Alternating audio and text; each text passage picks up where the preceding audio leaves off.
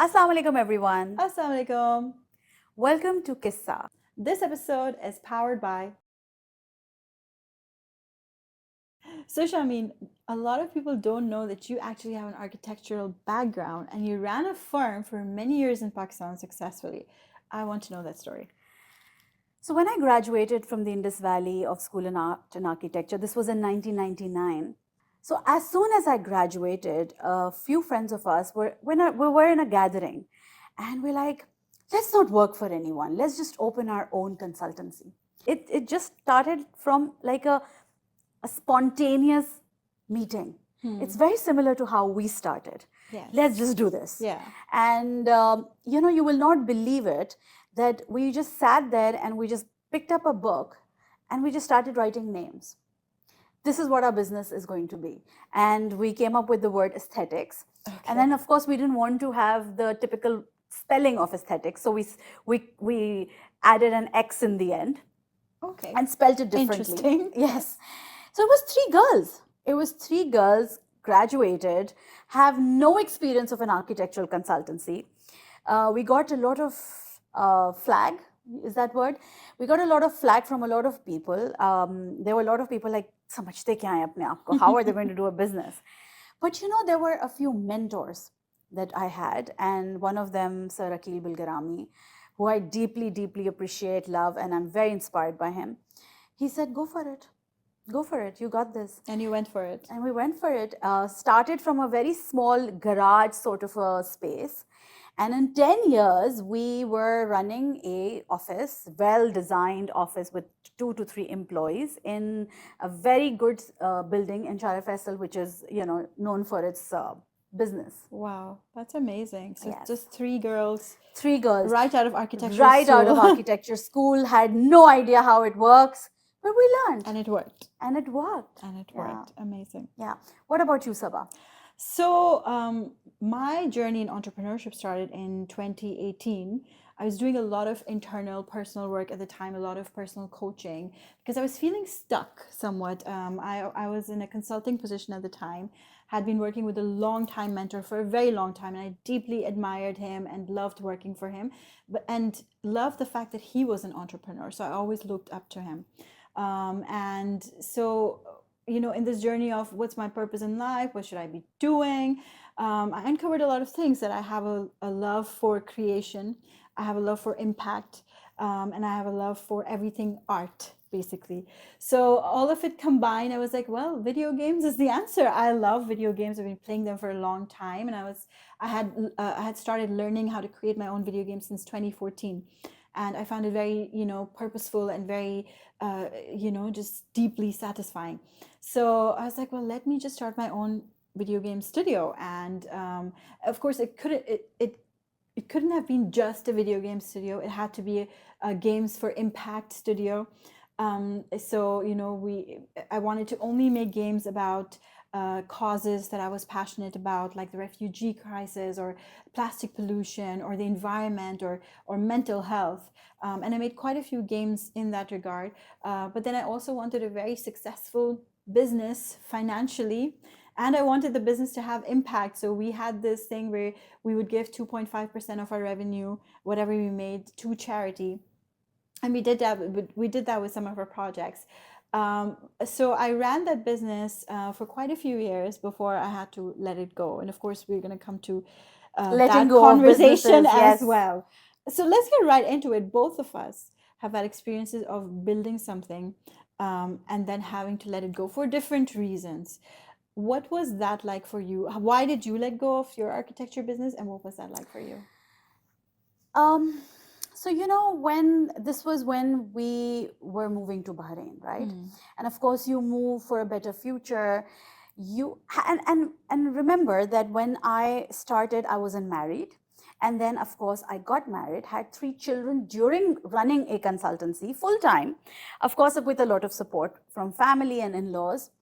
But sometimes you need that change. And, working nonstop for 10 years, I think it was just about time for me to go to the next level, which was we moved to Bahrain and I took a break. At that point, I believed that was the right thing to do. And I think it was the right thing to do, to stop. because you do have a burnout. Being a mother, you have so many different commitments. So that's how it stopped. I think years later I realized that okay, I did let go of something, but I don't have any regrets for it. I think my life has moved towards a better cause, towards a better, towards something that I think I am now very deeply passionate about. Yes. About you, Saba? So for me, well, my business started in late 2018. So 2019 was really good for us. We won quite a few awards in our business. We were selected for quite a few programs by the government of Bahrain. We were the first business to win the Creative Business Cup, which is the worldwide competition, happens in Copenhagen, and we were invited to go there. So it was I would say it was a journey of highs and lows. And when it came to an end, it was the same, similar reasoning behind it, burnout. I also found that because I had started it somewhat on my own and I hadn't really found a partner to run it with, that everything was on me. I think maybe I was trying to control all aspects of it, and in the process I burned myself out. And like you, I started the business when I was married, but I wasn't a mother at that time, and I became a mother in 2020. And it was a very conscious decision for us to start a family, because we were like, oh, business is good. We had a few publishing deals under our belt, and then we were like, let's expand our family. And then 2020 happened, and COVID happened. Yes. So COVID just completely just derailed everything that we were doing. And I was a new mother then, and then there was this pandemic happening around the world, and my business deals were all canceled. All of our publishing deals got canceled. Most of them were from Korea, where it first started. So it was quite a difficult year for me, and I tried to bring back the business in many other ways. First, creating and publishing games for other publishers, and then going into the Web3 and NFT space and video games, and that worked well for us as well for the entirety of 2021 and 2022. Because NFTs were very big back then, and then that collapsed. So there was a lot of ups and downs for me, and I think it took a toll on me mentally. And when I finally decided to let it go, it was very difficult, because this was my first That's your business. baby. It was my first baby. It was before I had my Yeah. actual first baby. This was my first baby, and it was just very difficult to let it go. I can understand that. And it was, I think, doubly difficult, because it was letting it go, but also realizing that I failed, and then letting it go. So, coming to our next topic, I don't think we can call anything a failure. It is just a step moving forward. Yeah. And to be honest, life has, like how we have learned recently and how we feel now, is that be open to something, be open to Yes. abundance, be open to options, be open to collaborations. So many things come our way. Yeah. Yeah. I think, I mean, I would still, yes, I mean, failure has a purpose. I would still call it failure at some of level. course, and that's It not a has bad thing. Yes, it feels bad, but feels it's not a bad. bad thing. It is redirection. It is a part of redirection, your yes. journey. If my business hadn't gone through those downs, I don't think that I would be doing Qyssa today, for example, which is another new venture that we have started. I don't think that I'd be doing a lot of things in my life. It would be different, and I think that things have to go in a certain path, in a certain journey. Absolutely, I agree with you. But at the same time, I think it's important to talk about failure and what kind of mental toll it takes on you, because, as you also said, that your business was your baby, and we attach our identity to that. So I want to come back to the question of, after letting your business go, about our identities. Like, what part did it play in you, getting to know yourself again? When I moved to Bahrain, and obviously I had left that working woman character of mine, and I embraced motherhood completely. That had its own charm, right? Obviously, as human beings, you want to achieve other things. I've always wanted to be somebody or do something, and I keep telling you, I want that power of voice now. we moved here and there was a break and everything, and you asked me a question about identity, and I think God wanted me to understand my identity, and I think what happened afterwards is something that has that I've embraced, and that's something that I think I couldn't have lived without, which was philanthropy. It was such a transition that I did not even notice it was happening to me. It was so organic. That's the word. It was so organic. So back home, I was doing a lot of philanthropy work. I was working on social causes, but that was something like my mother's legacy, as I've spoken. And slowly and steadily, it was building onto things. And it was something that I was very passionate about. There was obviously no monetary funds or money attached to it, but it was making me happy.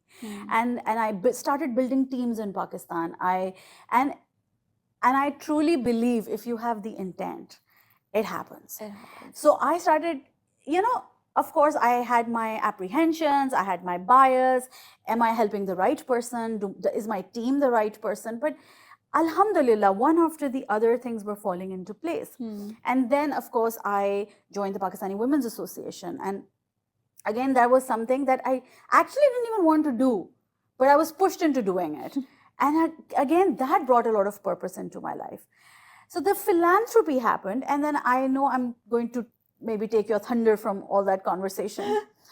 But Qyssa happened. Yes. Now, Qyssa, if everyone understands, was not something that we started because we wanted to monetize something. Yeah.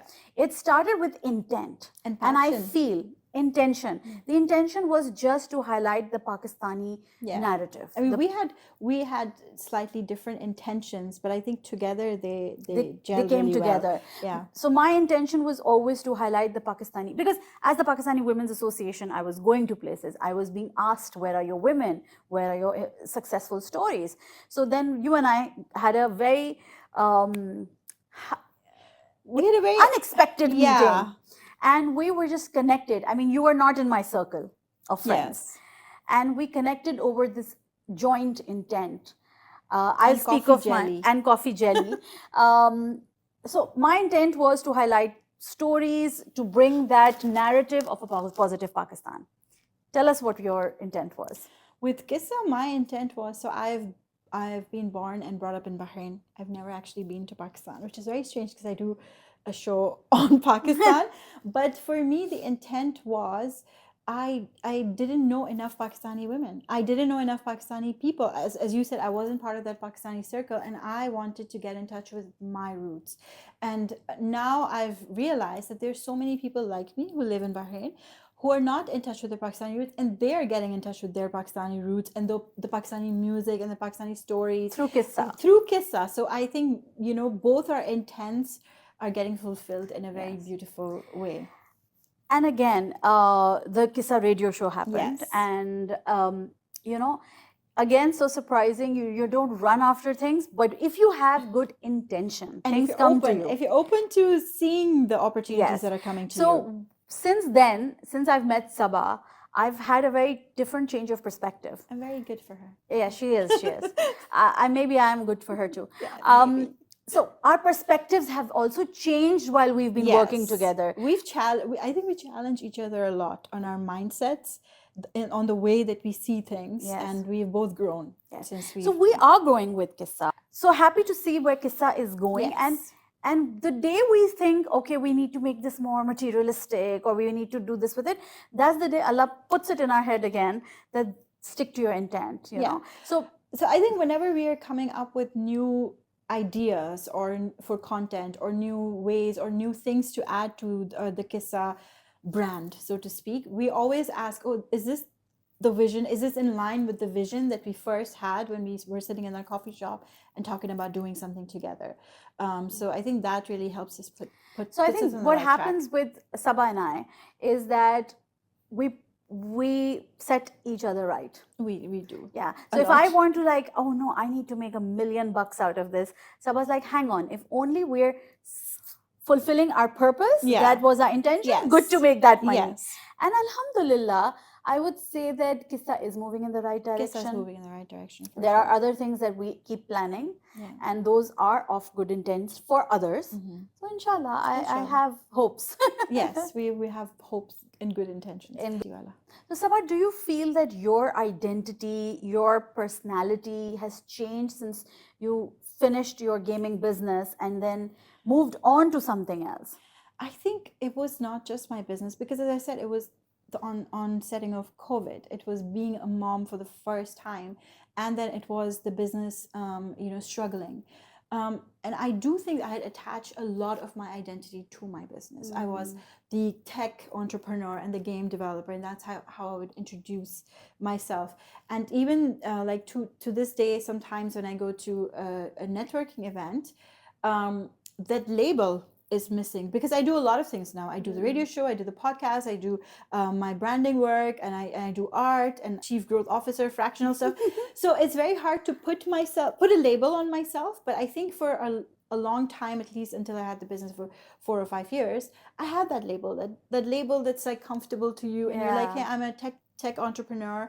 I have a game development business for impact, and that had like, so I had attached a lot of meaning and identity to it, and that's why letting go was very difficult. And I think letting go was very elongated. Like I had prolonged it for a long time, and when I'd known logically, and we were just recently we did another podcast with women in business, and one of the guests there, she actually said that you should not emotionally attach yourself to your business, to your business especially, because it can, then you don't make decisions from logic, you make decisions from like emotion. And that's not the best in business most of the time. So I definitely had identity crisis issues after I shut down. But again, it's about working on yourself, and it's about realizing at the end of the day that this is it's a path to your destiny. It wasn't meant to be for you. Whatever the purpose Allah has given us, it wasn't fulfilling that. Maybe it was there to teach me something. Yes. And now it's out of my life, and I've learned from it, and I can take that and now use it in something else that I'm building, basically. Totally. So if you talk about my identity, obviously that was also the architect, and that is a good label to have, to be honest. And you still use it, right? I still use it. I am always going to be an architect. Now the thing is, when I moved to Bahrain and there was this pause, I never realized that there was the philanthropist in me. There were other people who made me realize this a few years back. One of them is also you, that you are somebody who's creating social impact. I have a serious imposter syndrome, and that I need to embrace what I've done for the last 10, 15 years, which is causing, impact in other people's lives. And I have so many stories, and I don't want to get into them right now because obviously those are out for a different intent.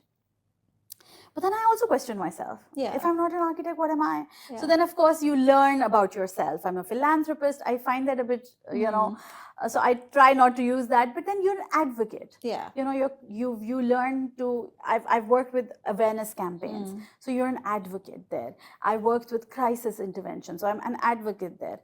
And then, of course, we are now podcast hosts. We are a radio show hosts. We're content creators. So, I think it's okay to have multiple identities as a professional woman. I'm not talking about... And I think we talked about this, and we were like, when we label ourselves, I think innately, what are we doing with all these different silos? So what are you doing with philanthropy? What were you doing when you were an architect? What was your main goal there? Because I've noticed, and I think, and that you're a connector. Okay. You're great with people. You connect people to each other, and you have this amazing circle of like network of friends, and that this is like a unique skill. And then I realized about myself that I love creating. So I'm an artist, a creator, projector. Because I create things. I whether it's brands or whether it's games, whether it's art, it's just about for me it's creation. I think that's the label that I would use for myself.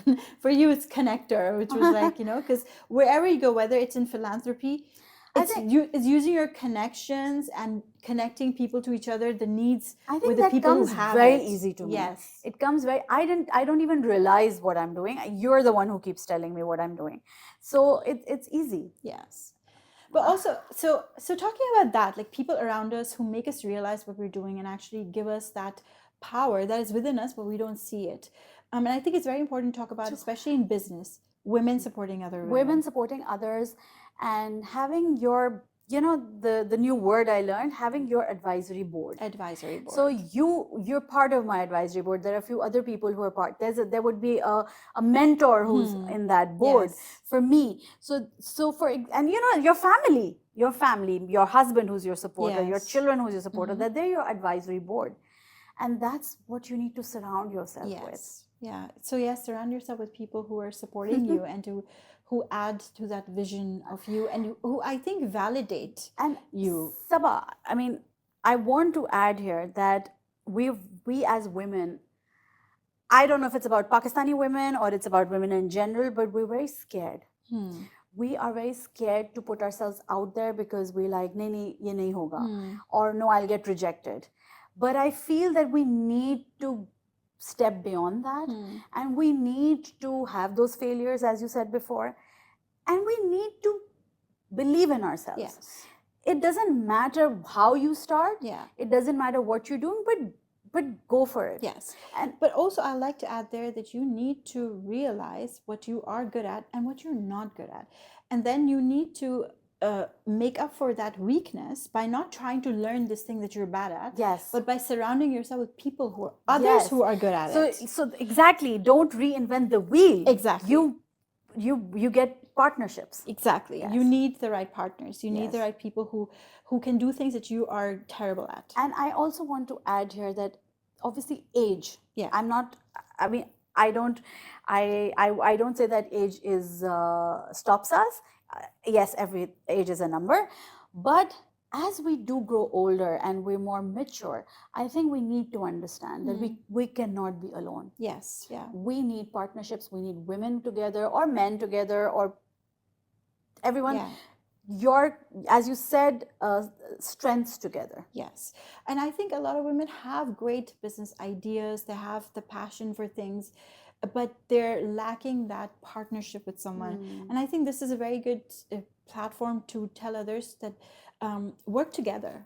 Work together instead of working in silos, because you had an idea and I had an idea and we combined it to make Qyssa, which serves both our ideas. And so we both feel passionate in different ways about different aspects of Qyssa, and we both bring different strengths to it. That's what's important. Totally. I think if I was doing Qyssa alone or you were doing Qyssa alone, both of them would not be as good. Yes, and I think as we have aged or matured or have more experiences in life, you are not as, I'm sorry for the lack of a better word, you're not as petty as you were before. So you let go a lot of, for example, earlier in my business, I would, you work yourself up. You're like, oh my God, this is an issue. Oh my God, oh, you didn't do this, or you were unable to do this. I think now I'm much easier for it. You're much older. You understand, okay, Saba is a mother. She cannot do this at this moment. I got this. Saba, for example, is sick. I got this. And you'll do the same for me. I think that comes with maturity and that comes with age. The whole idea of talking and having this conversation is for women out there who are scared to start, who reflect too much on their weaknesses, not open to abundance, and they're not open to things coming their way. It could be guilt, it could be fear, it could be anything. So I do feel there needs to be that, like the spark. I feel there just needs to be more connection. Like connect with people, like-minded people, and trust your intuition. I think we trusted our intuition. We trusted our intuition, but we also trusted each other. Yes. I think that's we important. Trust each other. Yes. That you also give people, especially new people that are coming into your life, right? You try to understand them and give them that, seek to understand them first, and then to be understood. But yes, work in numbers. I think that more women should get together and create more feminine businesses, just businesses that are not just about monetization, but about impact and about community and about creating something beautiful. So if there was one thing that you want people to take from your journey as an entrepreneur, especially, what would that be? There's something one of my mentors told me when we started the architectural firm, is that there were two things actually. One was that there will always be, that your bubble will always break. So there will be good days, but there will be bad ones where your bubble breaks, like where you think you cannot do this anymore. That's where you stand steadfast. And the other thing he told me, which was a little related to maybe monetization, he said that there will be people who come to you for work or to give you work. There will always be people who are your supporters. Give them that discount. Give them something that they will always come back to you. But there are people who will exploit you. Please keep them far away from you. And I think that's what we've also learned. We've learned to say no. Yeah. We've learned to